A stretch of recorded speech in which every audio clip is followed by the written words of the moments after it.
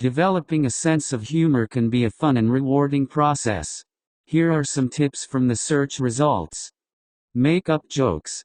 Look for the absurdity of a situation you are in, or an illogical decision you made, and try to tell it like a funny story. Watch more comedies. You can refine your sense of humor by immersing yourself in humor. Watch stand-up comedians, listen to podcasts that amuse you, and read humorous content. Be a consumer of humor. Consume funny content from comedy movies, talk shows, and Saturday Night Live. Try to identify the different types of humor and find the particular funny content types you enjoy most. Find the funny in everyday life.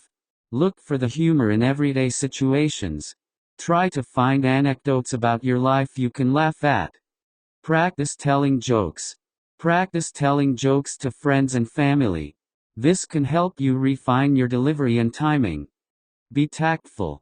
A good sense of humor means tactful, pleasant fun that does not cause offense in those who are listening. If you cause offense, that does not make the person feel good and they will not want to be around you.